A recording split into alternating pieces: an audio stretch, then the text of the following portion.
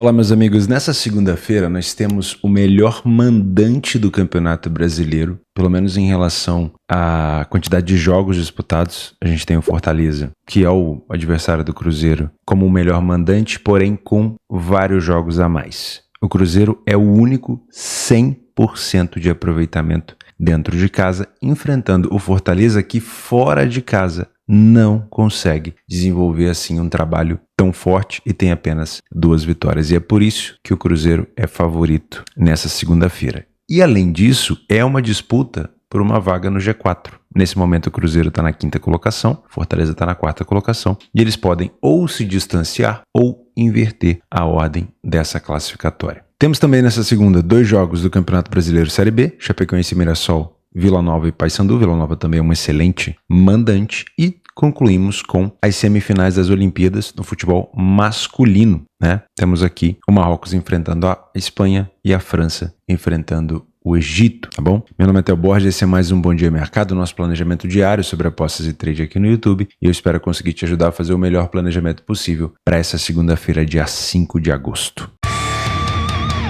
Vamos começar com a Série B, porque nós temos um jogo mais cedo. A gente fala também do jogo às 21 horas do Vila Nova e depois parte para a Série A. Combinado? Antes de começar esse vídeo, pedir para você deixar o like se você puder e se inscrever no canal. Vai ser um prazer ter você por aqui. Tive que fazer alguns vídeos adiantados na última semana porque eu fui fazer o Caminho da Fé em Aparecida como suporte para 2 amigos ciclistas, mas pretendo fazê-lo novamente a pé no ano que vem. Achei um lugar maravilhoso. O interior de Minas enfim, vou poupar até palavras porque é deslumbrante realmente as paisagens e o pessoal é extremamente acolhedor. Mas já estou de volta e vamos ao trabalho, né? Afinal de contas, a temporada europeia dos grandes campeonatos estão retornando, né? Vamos começar com Chapecoense e Mirassol. Nesse momento, o mercado ele não tem um lado. Ele escolhe observar. Chapecoense a 2,90, Mirassol a 2,70. Por quê? Na tabela de classificação nós temos, nesse momento, o Mirassol muito bem ranqueado contra uma Chapecoense mal ranqueada. Porém, fora de casa, o Mirassol ele tem apenas uma vitória. A gente já comentou sobre esse desempenho negativo do Mirassol fora de casa e também já fez comparação dele ser o melhor mandante do Campeonato Brasileiro Série B. Então ele não consegue, assim como a gente vai falar do Fortaleza hoje, ele não consegue manter um bom trabalho fora. O time da Chapecoense em casa não é bom. É um time com apenas uma vitória também. Então tem tudo para ser um jogo de expectativa bem ruim. Se esse jogo ele for bom, ele vai ter que ele vai surpreender muita gente, né? Porque nós temos o pior mandante contra um dos piores visitantes, né? Com apenas uma vitória fora. Então é muito difícil a gente olhar para esse jogo com apreço, com carinho, tipo, nossa, eu quero fazer porque vai ser muito bom. Até porque se esse jogo for de fato na Arena Condá, como tudo parece ser, o último jogo que a gente presenciou ali entre Grêmio e Vasco, o clima não ajudou, tava chuvoso, o campo tava um curral. Aqui eu moro na roça, aquele campo da Arena Condá na chuva vira um curral, vira um pasto, né, um curral de boi, porque não tem como. Dentro da área, com todo respeito à Chapecoense, é visível a quantidade de lama. Então assim, eu viria para esse jogo receoso. Eu prefiro me surpreender com um dia bonito, um gramado seco, um jogo bom, um resultado legal. Mas eu não venho com uma expectativa disso, tá? Tomaria muito cuidado. Não duvido de um jogo under e também de um jogo fraco, tá bom? Para mim eu não vou nem escolher um dos 2 lados, porque eu não teria muita justificativa. Olha no PDF de apoio o desempenho da Chape em casa, nos últimos...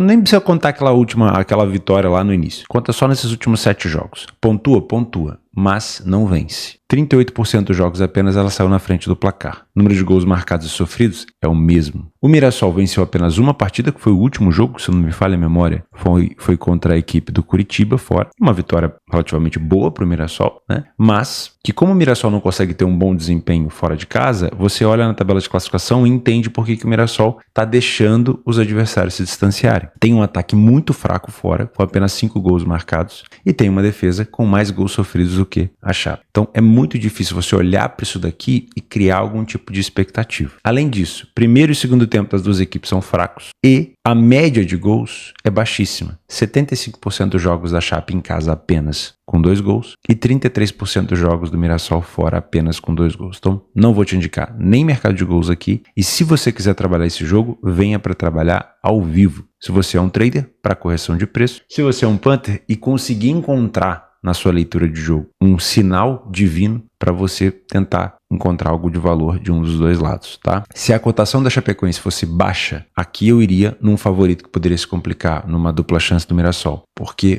o Mirassol é fraco fora de casa, mas a Chapecoense é também péssima em casa. Mas o mercado não optou por um lado. E ele sabe por que fez isso, né? Na Série B também, mais tarde, às 21 horas, nós temos Vila Nova e Paysandu. Aqui, a gente já pode criar alguma expectativa. Afinal de contas, a gente está falando de uma equipe favorita, abaixo de 2, na sexta colocação, abaixo do Mirassol, e dentro de casa, com um aproveitamento muito bom. Mesmo, vamos dizer assim, mesmo os números do Mirassol, né, que a gente acabou de comentar, mas nenhuma derrota, 15 gols marcados e 7 gols sofridos. Sofreu mais do que os primeiros colocados ali como mandante, mas também marcou mais gols, né? Então é bem difícil enfrentar o Vila Nova quando o Vila Nova joga em casa. Nos últimos jogos, o Vila Nova empatou com o Santos, que é um adversário direto ali em cima, venceu o Avaí, venceu o Goiás, venceu o Mirassol e venceu o Ceará, né? O Paysandu, se a gente colocar na tabela de classificação, é o 14º e fora de casa não é tão ruim, porque o nivelamento fora é por baixo. Só que o Paysandu só venceu 2 partidas fora de casa. Perdeu o dobro e tem um saldo de -2. Na tabela aqui no PDF de apoio, se você não tem acesso ao PDF, é só se tornar membro do canal. Você vai apoiar o meu trabalho, obviamente, e vai ter acesso ao PDF de apoio todos os dias com mais de 150 competições. O time do Vila Nova, além de vir numa fase muito boa, invicto em casa, vem de um empate contra o Santos, e o Santos é um adversário direto, como eu já falei, tem uma iniciativa de sair na frente em quase 80% dos jogos,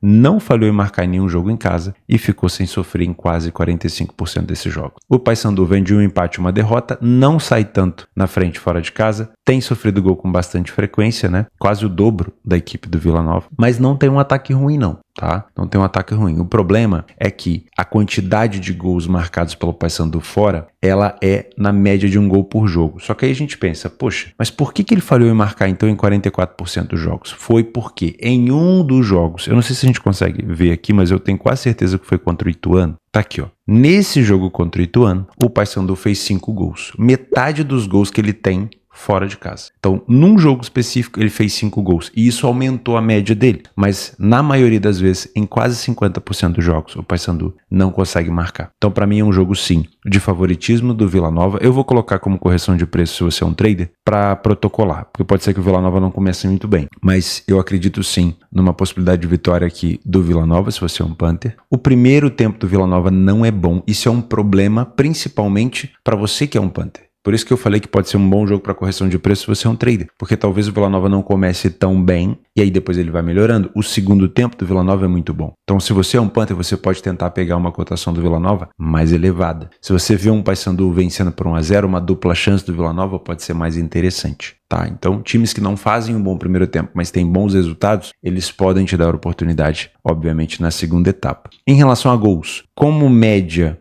baixa das duas equipes, eu iria no máximo pensando para um cenário de 2 gols, tá? No máximo. Ah, mas o Paysandu já chegou a marcar 5 gols fora de casa em um jogo. Então, no máximo, uma situação aqui de 2 gols. Vamos falar de Série A do Campeonato Brasileiro, então? Nós temos, continuando a 21ª rodada, o confronto do Cruzeiro com o Fortaleza. Durante essa análise da 21ª rodada, a gente falou muito sobre o jogo de ida e volta do campeonato da Copa do Brasil, né? E como eu não sabia o resultado do jogo de ida, porque eu tive que gravar um pouco antes, e sempre comentava, olha, dependendo do resultado, a equipe pode entrar focada ou desfocada. No caso aqui do Cruzeiro com Fortaleza, não vai ter esse problema, porque o Cruzeiro, infelizmente, para o Cruzeiro foi eliminado na primeira rodada pelo Souza e o Fortaleza na terceira rodada pelo Vasco. Jogo de ida, se não me engano, foi 0-0. Jogo da volta foi nos pênaltis, né? Também foi empatado, acabou sendo disputado nos pênaltis e o Fortaleza caiu. Isso, obviamente, faz diferença nos cofres das equipes, mas o foco das duas é somente no Campeonato Brasileiro. Então a gente não tem nada que olhar aqui para o próximo jogo, se ele vai estar focado, se não vai. O que a gente tem que olhar é o desempenho do Cruzeiro em casa é estupendo, né? É a melhor equipe da competição em relação a mandante. O Fortaleza, como eu falei, tem 3 jogos a mais do que o Cruzeiro, e ele, pelo fato de ter somado mais pontos, ele se torna o melhor mandante. Mas na questão de desempenho, de aproveitamento, ninguém está acima do Cruzeiro. O Cruzeiro vem de uma grande vitória fora de casa contra o Botafogo. Nesse momento que eu estou gravando o vídeo, na manhã de domingo, o Botafogo venceu ontem à noite por goleada. O Atlético Goianiense. Botafogo hoje, nesse momento, é o líder isolado do Campeonato Brasileiro, né? Tem um jogo a mais do que o Flamengo, porém venceu o Botafogo fora de casa. o Cruzeiro. Então o Cruzeiro é um time que vem muito bem montado, muito bem organizado, com um elenco interessante, tem o craque do campeonato, na minha opinião, e enfrenta um Fortaleza que, apesar de ter bons números, de estar na frente do Cruzeiro nesse momento na tabela, não consegue fazer um bom campeonato fora de casa. E é isso daqui que faz o Cruzeiro ter uma cotação abaixo de 2. O Cruzeiro venceu todos os jogos em casa, só não saiu na frente em um jogo, não falhou em marcar em nenhuma partida. Em 50% dos jogos, ele não sofreu gol. Contra um Fortaleza que, tudo bem, vem de uma vitória fora de casa e um empate, né? Deixa eu refrescar minha memória. Uma vitória contra o Flamengo, no Maracanã, jogando demais, né? Colocando o Flamengo no bolso, principalmente em relação a aproveitar os espaços. E um empate contra o Criciúma. Não é fácil jogar contra o Criciúma lá. Tá? Então eu vou dar essa colher de chá pro Fortaleza. Mas analisando o campeonato inteiro, a cotação do Cruzeiro não é injusta. Ela é justa, né? O Fortaleza não sai tanto na frente do placar, falha em marcar com frequência, tem um ataque com uma média abaixo de um gol por jogo e vai enfrentar um ataque com média acima de 2.3. Então o problema do Fortaleza vai ser grande para pegar esse ataque do Cruzeiro, né? O primeiro tempo do Cruzeiro é bem superior, então diferente do jogo do Vila Nova, aqui talvez já criar uma expectativa de um Cruzeiro vindo forte desde o início é interessante. O Cruzeiro no segundo tempo também é muito bom, mas aí no segundo tempo o Fortaleza passa a ser também um pouco mais agressivo. O Cruzeiro tem e precisa de menos de 3 finalizações no alvo para marcar um gol, contra o Fortaleza que precisa de 5. O aproveitamento do Cruzeiro é muito bom. Além disso, nós temos um Cruzeiro que, em todos os jogos em casa, o over 1,5 aconteceu e o Fortaleza em 75%. Então, dá também para a gente pensar numa situação de pelo menos 2 gols. Se você é um trader, protocolarmente também vou marcar aqui como correção de preço, mas eu vejo uma boa vantagem do Cruzeiro. Vou me surpreender se o Cruzeiro não vencer essa partida, mas também não vai ser o fim do mundo. Sempre gosto de comentar isso para vocês. O nosso Campeonato Brasileiro, ele não é lógico na maioria das vezes, né? Então, cotações muito baixas, esmagadas. O Palmeiras contra o Vitória, por exemplo. O próprio Flamengo contra o Fortaleza, né? O Flamengo contra o Cuiabá. Essas lembranças recentes de cotações esmagadas. Não estou dizendo que a cotação do Cruzeiro é esmagada, mas esse 100% de aproveitamento não chancela o Cruzeiro como vencedor desse jogo. A gente cria uma expectativa, mas o Fortaleza, o jogo que o Fortaleza fez contra o Flamengo, abre a possibilidade da gente pensar num Cruzeiro se complicando. Então, o Fortaleza não é mal treinado. Muito pelo contrário. Fortaleza não tem um elenco ruim, muito pelo contrário. Fortaleza está na frente do Cruzeiro na tabela de classificação. A única coisa que o Fortaleza está é num momento de oscilação fora de casa. Talvez até um momento se tornando positivo, né? Porque vem de uma vitória contra o ex-líder e um empate contra o Criciúma. Então, que se eu não me engano, venceu o Cruzeiro, né? Então, é bom não assim abraçar o Cruzeiro de olho fechado. Vem um pouco mais cético. Tá? Deixa o Cruzeiro te mostrar, ele tem bom primeiro tempo, bom segundo tempo. Se ele dominar o Fortaleza de cabo a rabo, dá para você trabalhar sim com essa possibilidade de vitória. Dá para você trabalhar talvez se o Cruzeiro não sair na frente com uma recuperação do Cruzeiro, uma dupla chance em caso de derrota momentânea. E também no trade, um layer per equipe em campo ao Fortaleza ou até mesmo um back favorito ao Cruzeiro. Em relação a gols, eu só olharia na situação de 2 gols. Tá? Agora, não duvido que com o Fortaleza vencendo o jogo momentaneamente, o Cruzeiro possa tentar virar essa partida. Para mim, o principal jogador do Cruzeiro se chama Matheus Pereira. Não tenho certeza se ele vai estar em campo. Inclusive, deixa eu dar uma olhada se já temos aqui a possibilidade de escalação e de desfalque, né? Porque isso aqui faz muita diferença. Do lado do Fortaleza, nenhum desfalque. Do lado do Cruzeiro, nenhum desfalque. Então, provavelmente, os craques do Cruzeiro vão estar em campo, principalmente o Matheus Pereira, que tem aqui 6 gols marcados e 4 assistências. Além disso, o William também, com 4 gols e 5 assistências, é um jogador muito importante. Do lado do Fortaleza, a gente tem o Hércules, suspenso por cartão vermelho, Tinga, Pochettino e Lucero fora por lesão, tá? Isso aqui é uma informação, mas a gente ainda precisa confirmar. Antes do jogo, 1 hora mais ou menos, você vem aqui dar uma olhada. Perfeito? Bom, eu acredito que seja isso em relação a Cruzeiro e Fortaleza. Vamos finalizar falando sobre as Olimpíadas e depois a gente faz o nosso planejamento dos jogos complementares. 1 hora da tarde, nós temos Marrocos e Espanha na semifinal. Para quem não se lembra, o Marrocos foi líder do seu grupo, com 2 vitórias em 3 jogos, foi o líder do grupo da Argentina, tomou 3 gols, marcou o dobro e teve apenas uma derrota, que se não me falha a memória foi para a Ucrânia, acho que foi para a Ucrânia. A Espanha ficou na segunda colocação no grupo que tinha o Egito, venceu 2 e perdeu 1, tomou 4 gols, né? Jogo com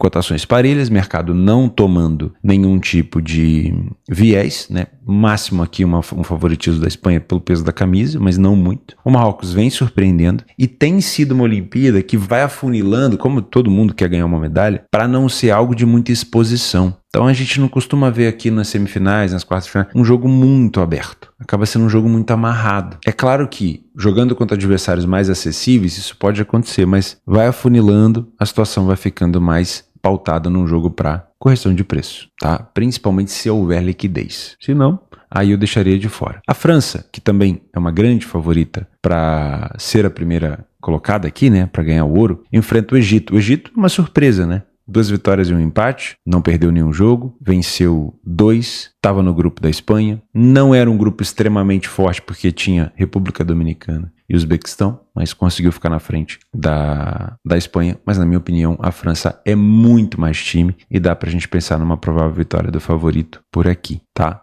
Se houver, obviamente, um grande domínio da seleção francesa. Vamos montar os nossos jogos complementares nesse momento? Começar aqui na Argentina. Como é que tá a tabela de classificação da Argentina?